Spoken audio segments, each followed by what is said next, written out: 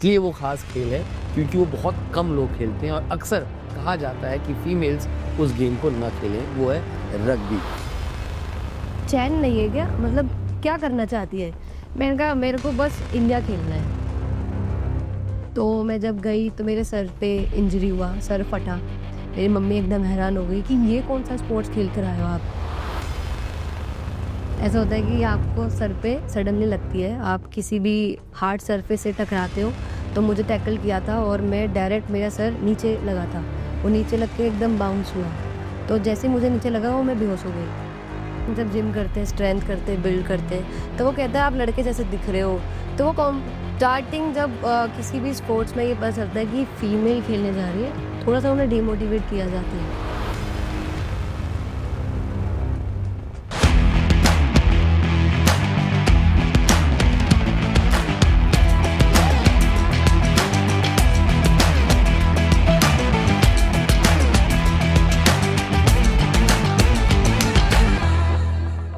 स्त्री India sports foundation में आज की हमारी मेहमान बेहद ख़ास हैं क्योंकि वो एक ख़ास खेल खेलती हैं। इसलिए वो ख़ास खेल है क्योंकि वो बहुत कम लोग खेलते हैं और अक्सर कहा जाता है कि फीमेल्स उस गेम को न खेलें, वो है रग्बी। हमारे साथ हैं भारतीय टीम की कप्तान शीतल। बहुत बहुत स्वागत है आपका थैंक यू। हमारे इस पॉडकास्ट में। तो जैसे कि हमने बात की रग्बी, ये रग्बी जहन में आया क्यों, या फिर कभी कभी होता है ना कि आप खेल को नहीं चुनते हो, वो खेल घूम फिर करके आपको चुन लेता है। जी। तो बेसिकली जैसे स्कूल में मैं वॉलीबॉल खेलती थी और आफ्टर स्कूल मैंने एथलेटिक्स किया। और उसके बाद बहुत सारे स्पोर्ट्स में, जैसे फुटबॉल मुझे पसंद था, कबड्डी पसंद था, खो खो मुझे पसंद था। बट मुझे भी नहीं पता कि मैं घूम फिर कर रग्बी में कैसे आ गई, क्योंकि मैं ज़्यादातर स्पोर्ट्स खेली हूँ और काफ़ी अच्छा परफॉर्मेंस मैंने वहाँ पर भी दिया है। मैं स्टेट मेडलिस्ट भी रह चुकी हूँ, नेशनल मैंने पार्टिसिपेट भी किया है। पर एट द एंड घुमा फिरा के रग्बी मुझे रग्बी में ले आया, क्योंकि एक फिजिकल स्पोर्ट है, ये कॉन्टैक्ट स्पोर्ट है और सारे गेम का कंपोनेंट एक ही स्पोर्ट्स में आता है। तो मुझे लगता है कि ये स्पोर्ट्स मैं अच्छे से कर सकती थी और कर रही हूँ। तो ये फील मुझे ये गेम करने से पहले आई। स्कूल में कैसे स्पोर्ट्स की, आपने कहा कि आप ये भी करते होंगे, आप ये भी करते, एथलेटिक्स में भी थी, वॉलीबॉल में भी थी, तो स्कूल में कैसे स्पोर्ट्स की तरफ रुझान चला गया? कुछ ऐसे होता है कि भाई पढ़ाई से बचने तो चलो वहाँ चल लेते हैं। जी, जी, ऐसे ही था मेरा। तो मुझे ऐसे पढ़ने में मन नहीं लगता था। मेरे सारे फ्रेंड्स वॉलीबॉल खेलते थे, अदर स्पोर्ट्स, बैडमिंटन, टेनिस, ये सब खेलते थे। तो जब मैं उन्हें देखती थी कि यार ये लोग भी स्कूल को, मतलब जो हमारी क्लास के टीचर्स रहते थे उनसे पूछकर खेलने जा रहे हैं, तो मैंने उनको देखा। तो मैंने कहा मैं भी जा सकती हूँ, पढ़ने को कम मिलेगा, पढ़ने में वैसे भी ध्यान नहीं था। तो मैं स्पोर्ट्स को मैंने चुना और स्पोर्ट्स में मैं जाती थी। तो वही करते करते स्पोर्ट्स में ही अब मैं आ गई। कम से कम 12-13 साल से मैं स्पोर्ट्स में ही हूँ। घर वालों ने कभी बोला कि यार क्या स्पोर्ट्स खेल रही हो, या फिर उन्हें लगा कि चलो कुछ नहीं तो कम से कम फिट तो रहेगी लड़की? जी, स्कूल टाइम पे पता नहीं था कि मैं स्पोर्ट्स कर रही हूँ। उन्हें लगता था कि पढ़ती है, सीधी सादी बच्ची है। और फिर जब मैंने स्पोर्ट्स ज्वाइन किया, उधर मुझे मेडल मिलने लगे, मेरी अचीवमेंट आने लगी, तो घर वालों को सपोर्ट आने लगा। जैसे जैसे मैंने गेम को स्वाइप किया, चेंज किया, पर मैं उन्हें घर में बताती नहीं थी कि मैंने ये स्पोर्ट्स चुन लिया, अब मैंने ये कर लिया, अब मैंने वो कर लिया। जब सब कुछ हो जाता था, अचीवमेंट मिल जाती थी, तब मैं बोलती थी कि मम्मी आज मेरा इस गेम में मेडल है। तब वो सपोर्ट उन्होंने स्टार्टिंग से, डे 1 से करना स्टार्ट किया। अगर हम फैमिली की तरफ जाएं तो आप बेसिकली हैं कहाँ की, और उसका कितना रोल रहा आपके स्पोर्ट्स में? बेसिकली मैं हिमाचल से हूँ और ऐसा नहीं है कि हिमाचल गवर्नमेंट ने या हिमाचल ने मुझे बहुत सपोर्ट किया है। उन्होंने 0% सपोर्ट किया है और उन्हें पता भी नहीं है कि मैं ज़्यादातर स्पोर्ट्स में, किसी को पता भी नहीं है कि मैं हिमाचल से हूँ। पर मैं दिल्ली में पैदा हुई हूँ, दिल्ली में ही मेरा बर्थ हुआ है और स्टार्टिंग से मैं दिल्ली में रही हूँ। तो जो भी मैंने कॉम्पिटिशन खेले हैं, स्टेट लेवल, नेशनल लेवल, वो दिल्ली से ही किए हैं। तो सिर्फ मेरे पेरेंट्स का, मेरी सिस्टर एंड ब्रदर का सपोर्ट है, बाकी अदर फैमिली का कोई सपोर्ट नहीं है। हाँ, सिस्टर और ब्रदर आपने कहा, तो भाई छोटे हैं, बड़े हैं, या क्या हैं? जी, हम 6 बहन भाई हैं, तो भाई बीच का है, बाकी 3 बहन छोटी है, 2 बहन बड़ी हैं। तो स्पोर्ट्स एक बहुत बेहतरीन जरिया मिला कि उस घर से निकल के और कुछ अपनी एक आइडेंटिटी बनाई जाए। जी, बिल्कुल, क्योंकि हम पूरे बहन भाई में मैं ही एक ऐसी इकलौती उनकी बेटी हूँ जो बाहर जाके फ्लाइट में, ट्रेन में, अच्छे-अच्छे होटल्स में, अच्छे-अच्छे जगह पे ट्रैवल कर रही हूँ। एक जो ज़िंदगी जीना चाहती थी मैं, वो वैसी ज़िंदगी जी रही हूँ, क्योंकि मुझे डे 1 से ये पसंद था कि बाहर जाना है मुझे, घर से दूर रहना है, एक पहचान बनानी है कि घर वाले भी मुझे पूछे, वो मुझे याद करे, बार-बार मुझे कॉल्स करे कि कहाँ है, कहाँ पहुँची। तो वो मेरा डे 1 से था कि मुझे स्पोर्ट्स के ज़रिए बाहर घूमना है और अपनी एक अलग पहचान बनानी है। तो मैंने उन भाई-बहनों में से सबसे अलग स्पोर्ट्स को चुना और फिर अपनी पहचान स्पोर्ट्स में बनाई। लेकिन जैसे वॉलीबॉल है, कहते हैं कि यार, जैसे मुझे लोग कहते थे कि यार जैसे हमने क्रिकेट हर कोई खेलना स्टार्ट करता है, तो बोले यार वही क्यों नहीं खेला, तो बोले हम उसमें अच्छे ही नहीं थे। तो वॉलीबॉल आपने शुरू किया, तो वहाँ आपको क्यों लगा कि गेम बदलने की ज़रूरत है और एथलेटिक्स में आए? जैसे वॉलीबॉल मैं स्कूल में खेलती थी, स्कूल लेवल तक अच्छा था क्योंकि वहाँ पर खेलने को मिलता था, ज़ोन, डिस्ट्रिक्ट वगैरह हम खेलते थे। जब मैंने आफ्टर 12th ये डिसाइड किया कि मुझे स्पोर्ट्स में जाना है या कहीं और जाना है, तो जब मैंने स्पोर्ट्स ज्वाइन किया, वॉलीबॉल मैंने नेहरू स्टेडियम से ज्वाइन किया था और वहाँ पर जब मैंने उधर का माहौल देखा, वहाँ के जो सीनियर्स प्लेयर, जूनियर्स प्लेयर्स देखे, तो वो रिस्पेक्ट नहीं मिली मुझे। वो एक प्लेटफॉर्म नहीं मिला कि मैं इसे कंटिन्यू कर पाऊँ। माना कि वो टीम स्पोर्ट है, बट वहाँ पर एक रिस्पेक्ट वाली बात आ जाती है और बहुत महीने मैंने कंटिन्यू किया, पर मुझे कोई टूर्नामेंट खेलने को नहीं मिला क्योंकि प्रायोरिटीज़ उन्हें सीनियर्स को और जो एक्सपीरियंस प्लेयर है उनको दी जाती थी। तब मेरे दिमाग में सडनली एक प्लान आया कि जब मुझे खेलने को ही नहीं मिला तो मैं क्यों अपना टाइम यहाँ दे रही हूँ। तो नेहरू स्टेडियम में ही एथलेटिक्स होता था, वहाँ मेरे फ्रेंड मिले, वहाँ उन्होंने बोला कि आप इंडिविजुअल गेम चुनो। वहाँ पर इंडिविजुअल में होता है कि आप अपना 100% भी दे रहे हो, हार रहे हो, जीत रहे हो, वो आपका खुद का होगा। तो मैंने इंडिविजुअल गेम भी किया। मैं 1.5-2 साल मैंने एथलेटिक्स किए, 800-1500 मेरा इवेंट था। फिर जब मैं वहाँ कंटिन्यू कर रही थी, काफ़ी अच्छा परफॉर्मेंस दिया, मेडल भी आए, लोगों से इंटरेक्शन हुए, कोचेस जानने लगे, पहचानने लगे, मैराथन रनिंग भी करी है मैंने। तो फिर सडनली रग्बी आया और एथलेटिक्स में ये था कि आप बहुत अच्छे लेवल के प्लेयर हो तभी आपको बाहर खेलने को मिलता है, अदरवाइज आप सिर्फ 5th 4th 3rd लाते हो तो वो चैम्पियनशिप लेवल तक नहीं जाते। तो यही था कि घूमने को नहीं मिल रहा, बाहर जाने को नहीं मिल रहा, अब मैं क्या करूँ क्या करूँ। तो मेरे फ्रेंड्स थे वो रग्बी खेलते थे और वो हर हफ्ते हर महीने घूमने जा रहे हैं, टूर्नामेंट्स हो रहे हैं। इतने टूर्नामेंट्स मैंने देखी नहीं कोई गेम में। तो एक अचानक से हमारे दिल्ली हरिकेन्स क्लब है जहाँ से मैं खेलती हूँ और 2016 मैंने दिल्ली हरिकेन्स को ही रिप्रेजेंट किया। तो उन्हें अच्छे एथलीट वाले प्लेयर्स चाहिए थे, रनर्स चाहिए थे, स्प्रिंटर्स चाहिए थे। तो विद इन 1 वीक मैंने वो ट्रायल दिया और मेरा 1 हफ्ते में सिलेक्शन हो गया क्योंकि गेम से मैं स्टार्टिंग से जुड़ी हुई थी, तो वो कोऑर्डिनेशन मेरे पास था कि कैसे किस तरीके से भागना है। बस रग्बी में बॉल पकड़नी थी, उसकी थोड़ी डिफ़िकल्टी हुई, बट फर्स्ट टाइम मेरा सिलेक्शन हुआ। मैंने देखा वहाँ पर कोलकाता हम गए थे 15 साइड टूर्नामेंट खेलने। जब देखा कि इस तरीके से परफॉर्मेंस किया जाता है, ऑप्शन दिया जाता है और प्लेयर को वो अपॉर्चुनिटी मिल रही है, तो मैंने उसे कंटिन्यू कर दिया। लेकिन रग्बी एक ऐसा गेम है जो फिजिकल गेम है जी। And it is against the traditional norms of beauty. मतलब यार खेलोगे तो चोट लग सकती है, आपकी सुंदरता थोड़ी ख़राब हो सकती है, फिर शादी भी करनी है, फिर आपकी बॉडी और मसल ऐसे हो जाते हैं कि आप उतने अट्रैक्टिव सपोजिटली जी। नहीं लगते हो कि आपकी मतलब, क्योंकि आप गेम वो खेलते हो तो आप ऐसे।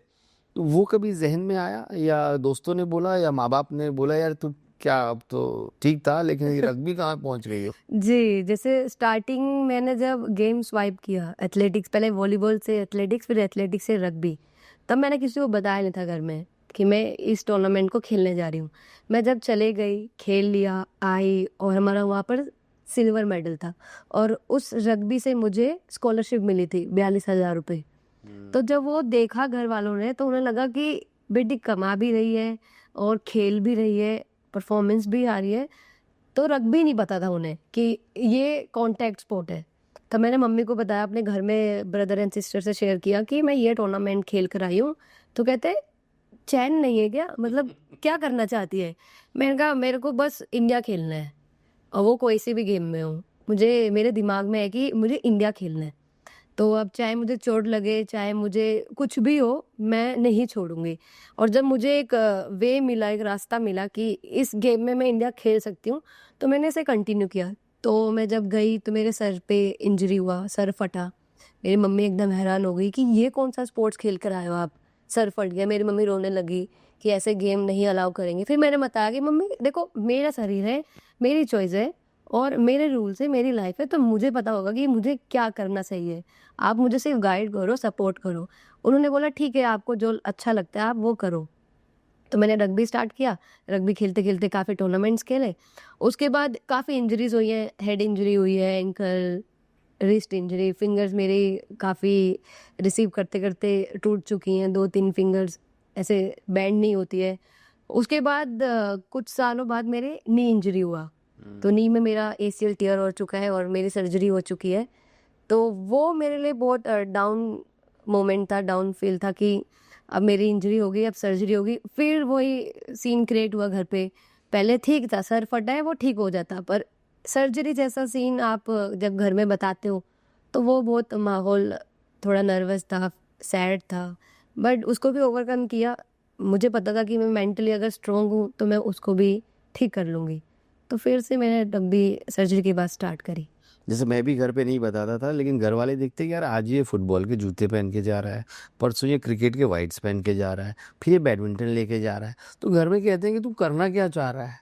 तो क्या वैसे ही माहौल था घर में? जी। और फिर जब इंजरी हुई तो कहीं एक फीमेल के लिए, मतलब ये पूरे पॉडकास्ट जो हम करते हैं हम वो फीमेल पर्सपेक्टिव लाने की जी। कोशिश करते हैं। कभी फीमेल पर्सपेक्टिव में ये आया कि यार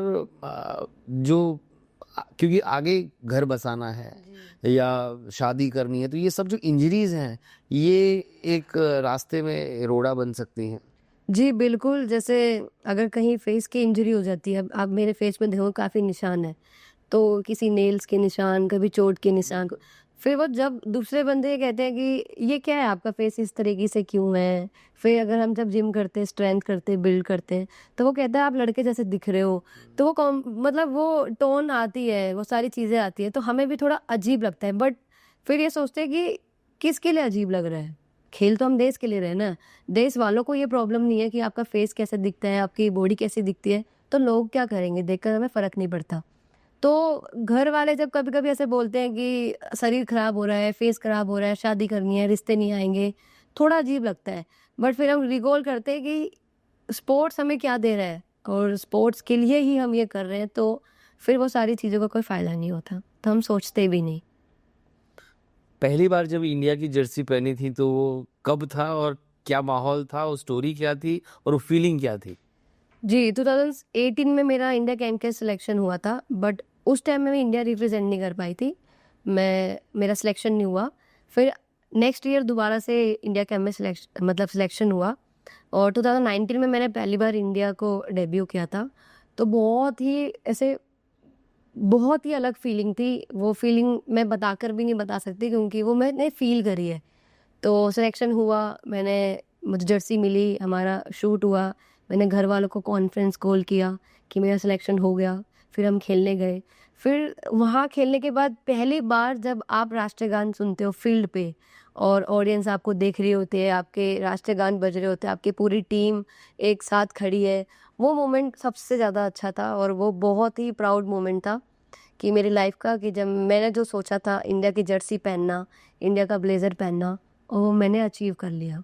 तो ये वाले मोमेंट के लिए हम वेट करते हैं और वो मुझे मिला।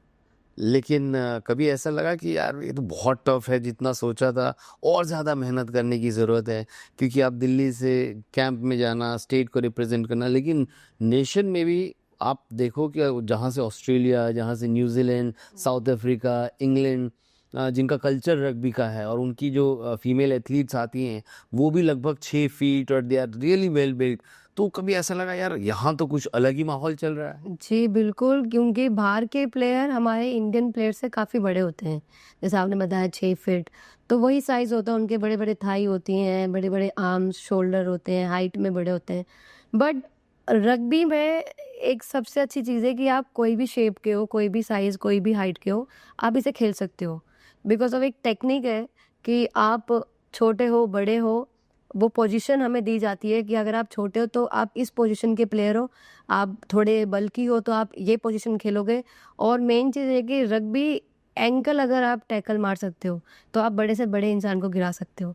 तो वो टेक्निक है, वो स्किल है। तो जब हम फर्स्ट टाइम खेलने गए हमने फिलीपींस के साथ खेला था, और फिलीपींस, हाँ जी, फिलीपींस के प्लेयर काफ़ी साइज़ में जी बल्कि हैं, हेल्थ उनकी काफ़ी अच्छी है, साइज़ अच्छा है। तो थोड़ा सा डिफिकल्टी आई थी हम में कि हम उन्हें मार नहीं पा रहे थे, और उनके एक आध हिट लगते ही हमें कंकशन हो जा रहा था, और हम उन्हें पकड़ नहीं पा रहे, फिर हम वो मैच हार भी गए। उसके बाद जब हमें रियलाइज़ किया कि हम किस पे काम कर सकते हैं, हम हाइट छोटे हैं तो हम उनके पैरों में जा सकते हैं, हम उन्हें पैरों से ग्रैब कर सकते हैं। फिर नेक्स्ट मैच हमारा सिंगापुर के साथ हुआ, तब वो उनसे डबल साइज़ के थे, बट हमारी टेक्निक वहाँ काम आई। तो वही चीज़ है, जब आप आगे बढ़ते हो और आपको पता है कि आपको इस पे काम करने की ज़रूरत है, तो वो चीज़ हमें सिखाई जाती है और उसको हम ग्रैब करके फिर हम अच्छा परफॉर्मेंस देते हैं। पिछले 4-5 साल में गेम कितना बदला है और क्या-क्या बदलाव आपने देखे हैं? क्योंकि अब मैं देख रहा हूँ कि जब मैंने यूथ गेम्स में हम जा रहे हैं, नेशनल गेम्स में हम जा रहे हैं, तो रग्बी का एक से होने लगा है। हाँ, ये अलग बात है कि थोड़ी कुछ स्टेट्स हैं जो बहुत अच्छा कर रहे हैं और क्योंकि उनकी गवर्नमेंट की पॉलिसीज़ बहुत अच्छी हो गई हैं। लेकिन एज़ अ गेम मुझे नहीं लगता कि जब हम लोग खेल रहे थे और ज़्यादा पीछे की बात नहीं है कि यार रग्बी कोई नहीं खेलता था। जी। लेकिन फिर रग्बी अब देख रहे हैं कि भारत अच्छा प्रदर्शन नेशनली तो अच्छा हो ही रहा है, इंटरनेशनल में भी हम अच्छा कर रहे हैं। ये कैसे बदलाव आया? तो स्टार्टिंग में जब मैंने ज्वाइन किया था तो हम साल के 1 या 2 टूर्नामेंट खेलते थे इंडिया लेवल के, और नेशनल एक आधी खेलते थे। तो फिर जब देखा कि रग्बी स्कूल गेम में आया, स्कूल गेम से यूनिवर्सिटी गेम में आया, यूनिवर्सिटी से नेशनल होते हैं, क्लब टूर्नामेंट्स होते हैं, इंटरनेशनल टूर्नामेंट्स होते हैं, और इंटरनेशनल के साथ साथ एक्सपोजर टूर्नामेंट्स भी होते हैं कि आपस में आप एक्सपोजर के लिए जा रहे हो, एक क्लब बाहर के क्लब से टाई अप करके आप दूसरे क्लब से खेल रहे हो या दूसरे कंट्री से खेल रहे हो। तो ये सारी चीज़ें हैं कि जब तक आपको एक्सपोजर नहीं मिलता, आपके टूर्नामेंट्स रेगुलर नहीं होते, तो पहले ये कमी रहती थी। बट अब जब ये चीज़ें होने लगी, अब यूथ गेम्स है, यूथ यूनिवर्सिटीज़ हैं, और सीनियर यूनिवर्सिटीज़ गेम है, काफ़ी जगह पे पब्लिश हो रहा है ये रग्बी, और गवर्नमेंट सपोर्ट कर रहे हैं, Bihar government, Maharashtra government, Orissa government. तो वो अलग-अलग पॉलिसी ला रहे हैं कि आप मेडल लाओ, जॉब पाओ, या आप ये टूर्नामेंट खेलते हो तो आपको इतने पैसे मिलेंगे। तो जब स्पोर्ट्स से इनकम सोर्स आने लगे और जब स्पोर्ट्स से आपको फ्यूचर सिक्योर चीज़ें दिखने लगी, तो लोगों का मनोरंजन बढ़ने लगा, लोग पार्टिसिपेट ज़्यादा करने लगे। और रग्बी अब जैसे सी कैटेगरी में भी है, स्पोर्ट्स कोटे में भी है। तो जब सारी चीज़ें फैसिलिटीज़ मिलती हैं तो फिर लोग भी चाहेंगे कि हम इस गेम को चुने, बेशक इंजरी होती हो, बट वो फैसिलिटीज़ मिल रही है, वो फ्यूचर सिक्योर हो रहा है। तो इस वजह से रग्बी काफ़ी ग्रो कर रहा है। कौन सा देश आपको लगा कि यार रग्बी का क्या फैंस आ रहे हैं, क्या नॉलेज क्राउड का है और काश ऐसा इंडिया में भी किसी दिन हो? मतलब जो जहाँ पे रग्बी क्रिकेट की तुलना, जैसे भारत में क्रिकेट में मयूर विहार ईस्ट और वेस्ट का मैच हो जाए तो 2000 लोग वैसे ही आ जाते हैं। जी। तो यहाँ पे कौन सा कंट्री आपका लगा कि यार यहाँ है गेम? सबसे ज़्यादा जैसे अगर मैं बात करूँ तो जापान और चाइना, उसकी कंट्री में ऐसा था, जो स्पेक्टेटर्स थे, ऑडियंस थे, काफ़ी अच्छा क्राउड था। और जैसे हम एशियन गेम गए थे तो हमने पहली बार इतने क्राउड पे खेला था। इससे पहले हम नॉर्मल जो सपोर्टर होते हैं, जो स्टाफ होते हैं, उनके बीच खेल रहे होते हैं। तो वो एशियन गेम था जब हम ऐसे मैच खेल रहे हैं और एकदम से नज़र गई मेरी वहाँ ऑडियंस पे। बिकॉज़ शिट, इतने लोग हमें देखने आ रहे हैं, अगर कुछ भी बेकार परफॉर्मेंस किया तो मतलब बू हो जाएगी, या अच्छा किया तो वाह वाह हो जाएगा। तो वो बहुत अच्छा था, तो हम ऑडियंस को देखते ही नहीं थे कि छोड़ो छोड़ो नहीं देख रहे। तो हम जब टैकल मार रहे हैं तो वो साउंड आ रहा है, तो साउंड के साथ वो जो ऑडियंस का साउंड है वो आ रहा है, वो बहुत प्यारा मोमेंट था। उसके बाद जैसे कंट्रीज में नहीं, बट हमारे ही रग्बी में आरपीएल हुआ था, रग्बी प्रीमियर लीग, अभी अभी हुआ है कुछ महीने पहले। तब उसके बाद मैंने वो क्राउड अपने ही गेम में, अपने ही स्टेट पे, जैसे बॉम्बे हुआ था, तो अपने कंट्री में ये क्राउड देखा। तो वहाँ पर सेम सिनेरियो क्रिएट हुआ कि जो भाग रहा है, ट्राई कर रहा है, तो वो ऑडियंस का साउंड, ट्राई के साथ टैकल मार रहा है तो ऑडियंस का साउंड। तो वो कल्चर जब आप लाइव के बदले आपने फेस टू फेस देख रहे हो, वो चीज़ें ज़्यादा अच्छी लगती है कि हमने सिर्फ क्रिकेट में ये क्राउड देखा है और रग्बी में ये क्राउड आ रहा है। तो वो बहुत अचीवमेंट है हमारे गेम के लिए। एज अ गर्ल चाइल्ड आपको लगता है कि क्योंकि आपका एक भाई, तो कि भाई को हमेशा ज़्यादा बेहतर प्रेफरेंस मिलता है, और अब शायद आपके माँ बाप कह सकते हैं कि नहीं, बेटियां जो हैं वो बेटों से कम नहीं होती। जी, बिल्कुल, ऐसे हमारे घर में मैंने कभी नहीं देखा कि मेरे भाई को ज़्यादा प्रेफ़रेंस मिल रही है, हमें कम। हम 6 बहन-भाई हैं, पर हमें इक्वल ही ट्रीट किया गया है। हमारा ऐसा नहीं है कि एक ही भाई है, हम 5 बहनों में, तो उसको ज़्यादा प्रेफ़रेंस देंगे या हमें प्रेफ़रेंस देंगे, तो वो इक्वल ट्रीट किया था। बट मैं थोड़ा ऐसे हो जाती हूँ कि मैं तो बाहर घूम रही हूँ, मैं खेलने जा रही हूँ, तो मैं घर का वारिस हूँ। तो मैंने अपनी मम्मी के फ़ोन पे भी सीधू बेटा मेरी जान लिखा हुआ है कि मम्मी मैं ही आपकी वारिस हूँ और कोई वारिस नहीं है। तो ये वाला थोड़ा मज़े फन में हो जाता है, बट ऐसा कभी देखने को नहीं मिला कि उनको प्रेफ़रेंस ज़्यादा मिल रही है। इवन प्राइवेट स्कूल से अगर कोई पढ़े भी हैं, गवर्नमेंट स्कूल से पढ़े भी हैं, पर हम जो कोर्स भी कर रहे हैं, तो जितना पैसा मेरे पे खर्च होगा, उतना पैसा मेरी दूसरी बहन पे, दूसरे भाई पे होगा। तो मेरे दीदी का, मेरे भाई का, मेरी मम्मी का काफ़ी सपोर्ट है इन सब चीज़ों में। तो हमने कभी इस तरीके से ट्रीट नहीं किया। एक रिसर्च में पढ़ रहा था कि भारत में सिर्फ 10 से 15% स्पोर्ट्स का पैसा है जो फीमेल स्पोर्ट्स पे लगता है, जी। लेकिन जो रिटर्न उससे आ रहा है वो बहुत ज़्यादा है। हमारी फीमेल एथलीट्स उतना ही compete कर रही हैं, मेडल भी, चाहे कोई भी एशियन गेम्स हो, ओलंपिक्स में हो, अभी हम बराबरी पे चल रहे हैं।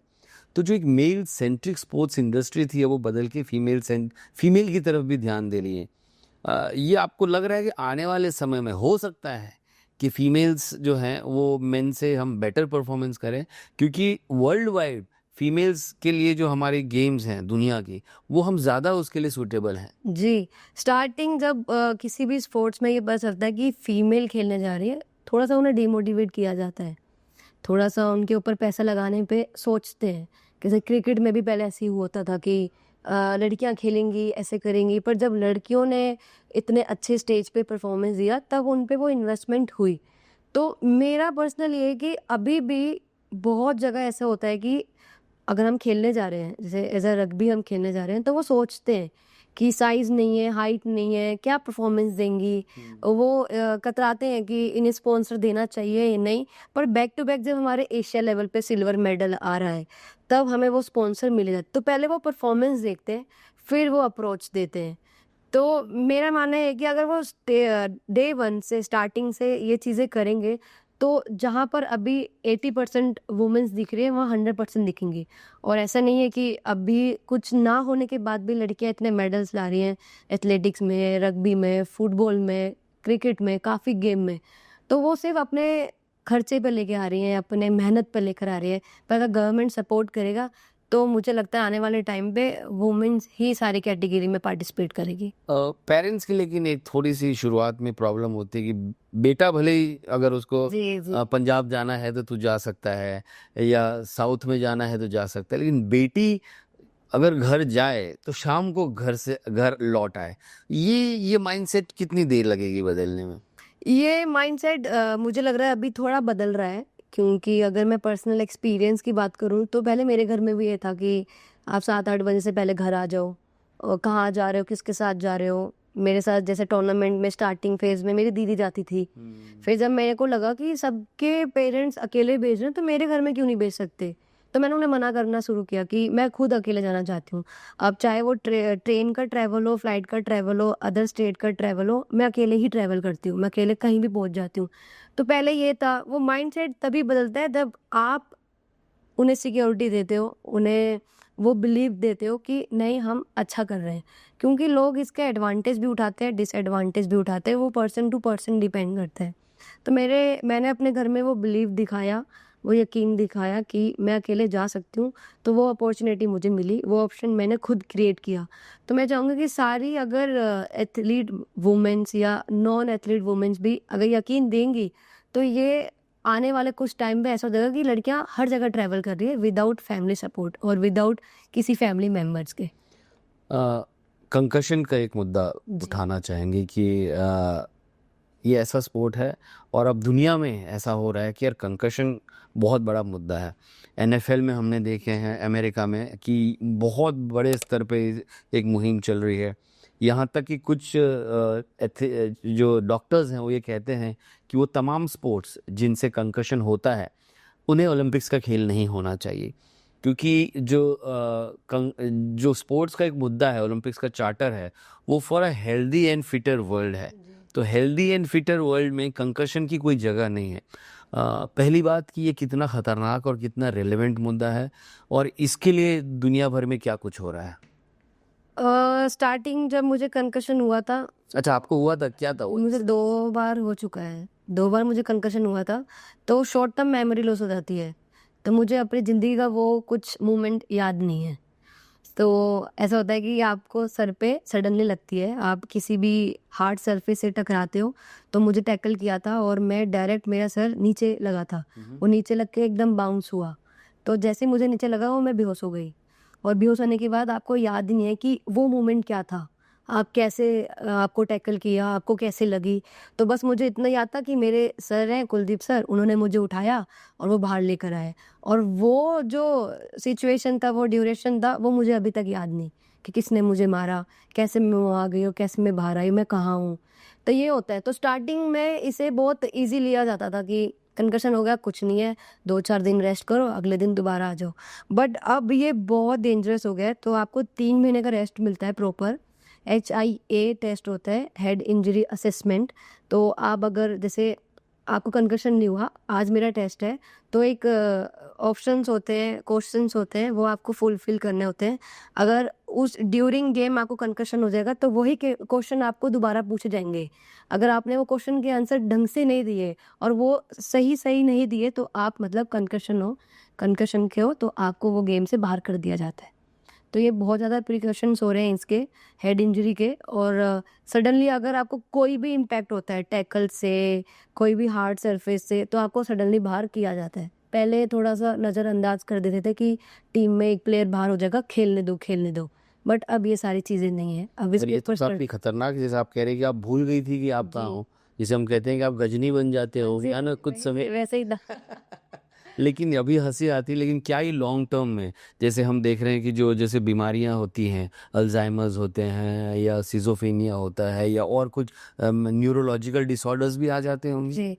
तो ये होता है, जैसे मैंने सुना है कि कंकशन, अगर आपको कंकशन होने के बाद वॉमिट हुआ, तो बहुत सीरियस केस है, तब आपको सीरियस हो सकते हैं। अगर वॉमिट नहीं हुआ तो मतलब नॉर्मल है, आप संभाल सकते हो खुद को। तो इसके भी वेरिएशंस होते हैं, इसके भी फेज़ होते हैं। तो इतना मुझे नहीं पता है, पर जितना पता मैंने आपको बता दिया। बट ये है कि इस पे बहुत ज़्यादा सीरियस केस किए जा रहे हैं, सीरियस एक्शन लिया जा रहे हैं। इसलिए अभी जैसे RPL में भी और टूर्नामेंट में भी बहुत कंकशन के प्लेयर मिले हैं, पर उन्हें सडनली बाहर करके रिप्लेसमेंट दी जाती है, वो टूर्नामेंट नहीं खेल सकते। तो ये चीज़ें देखने को मिल रही है, तो वो अच्छा है कि एटलीस्ट एक्शन लिया जा रहा है प्लेयर की सेफ्टी के लिए। बहुत सारे सपने आपके पूरे हो गए हैं, जैसे आप घर से बाहर रहना चाहते थे, टीम इंडिया की जर्सी पहनना चाहते थे, अब भी कोई सपना है जो बचा हुआ है? मतलब रियलिस्टिक सपना, वैसे तो सपने होते हैं जो, और सपने भी वैसे ही देखने चाहिए जो आपको ही पता है कि शायद पूरे ना हो पाए, लेकिन कोई ऐसा सपना यार ये मुझे करना है। तो स्टार्टिंग का इंडिया खेलना है, जर्सी चाहिए, राष्ट्रीय गान झंडा फहराना है, मेडल लाना है। फिर जब हमने देखा कि हमारा स्पोर्ट एशियन गेम, ओलंपिक तक जाता है, तो फिर जब हमें एक शॉर्ट टर्म गोल किया था कि हम एशियन गेम तक जाएंगे, तो अभी ये है कि एशियन गेम में मेडल लाना एक सपना है और ओलंपिक पार्टिसिपेशन का सपना है। तो जैसे 2032 का ये है कि इंडिया पार्टिसिपेट कर सकती है, चाहे उस टीम में मैं हूँ या ना हूँ, क्योंकि मैं अभी 29-30 की हो गई हूँ। तो एक एज कैटेगरी भी और एक एज आपको बैरियर करता है। तो मैं चाहती हूँ चाहे मैं हूँ या ना हूँ, बट मेरा जो स्पोर्ट है वो ओलंपिक तक, इंडिया ओलंपिक तक पहुँच जाए, तो ये सपना है। जो यंग गर्ल्स हैं, जी। आपसे सवाल होगा, एक मैसेज उनके लिए कि आप जो शायद अभी हिचकिचा रही हैं स्पोर्ट्स में आने के लिए, जो कभी माँ बाप के प्रेशर से, कभी दोस्तों के प्रेशर से या अपनी एक सुंदरता के प्रेशर से गेम्स को नहीं ले रही हैं, तो उनके लिए कोई मैसेज आपका? जी, मेरा यंग एथलीट के लिए ये मैसेज है कि ब्यूटी आपको स्पोर्ट्स में भी मिलेगी, पहचान स्पोर्ट्स में भी मिलेगी। आपको बस अंदर झाँक कर देखना है कि मैं किसके लिए बनी हूँ। तो सिर्फ स्पोर्ट्स ही नहीं, अगर आप कोई भी काम कर रहे हो तो उसे डेडिकेशन से करो, कमिटमेंट रखो, खुद की रेगुलरिटी रखो। तो अगर स्पोर्ट्स में करोगे तो आपको अपनी पहचान खुद बनानी होगी, आपको खुद लड़ना होगा। और मुझे लगता है कि जितने भी फैमिली है वो सपोर्ट करती है, क्योंकि मैंने बहुत केस ऐसे देखे हैं, बहुत स्टोरीज ऐसे देखी है कि एट द एंड उन्होंने सपोर्ट किया है। जब आप अपना 100% देते हो, मेडल ला रहे हो, अचीवमेंट ला रहे हो, एज अ प्लेयर मैंने बहुत अचीवमेंट जी प्राप्त किए हैं। मैं यहाँ बैठी भी हूँ तो मैं अपने गेम के वजह से बैठी हूँ। मुझे गवर्नमेंट जॉब भी मिली है तो अपने गेम के वजह से मिली है। तो सबके लिए ये है कि आप कुछ भी कर रहे हो अपने 100% तरीके से करो और ऑनेस्टली आप उस चीज़ में घुस जाओ। रिजल्ट की चिंता मत करो कि आज मैंने 1 साल दे दिए, 2 साल दे दिए, कोई रिजल्ट नहीं आ रहा। आप मेहनत करते रहो क्योंकि भगवान के घर में देर है अंधेर नहीं। तो ये सारी चीज़ें तो आपको वो रिजल्ट एट द एंड मिलेगा। तो आप कंटिन्यू करो और घर से बाहर निकलो। जी, और कहते हैं कि अगर कुछ ना मिला तो अनुभव मिलेगा, क्योंकि खेल जी। हमेशा आपकी पर्सनालिटी को निखारता है, कैरेक्टर बिल्ड करता है। खेल जो ज़िंदगी में जो समस्याएं आती हैं उसे सुलझाने के लिए जो सूझबूझ और जो हिम्मत की ज़रूरत होती है वो खेल आपको देता है। सिर्फ ग्राउंड में काम नहीं आता है, वो पूरी ज़िंदगी जीने के वो काम आता है। हमसे बात करने के लिए बहुत बहुत धन्यवाद। Thank you. और उम्मीद करते हैं कि स्पोर्ट्स के जो हमारे पॉडकास्ट हैं स्त्री इंडिया स्पोर्ट्स फाउंडेशन के, उनसे जो हमारी फीमेल एथलीट्स हैं, जो फीमेल्स हैं, उन्होंने आज आपकी बातों से बहुत कुछ हासिल किया होगा। धन्यवाद हमसे बात करने। Thank you so much. Thank you.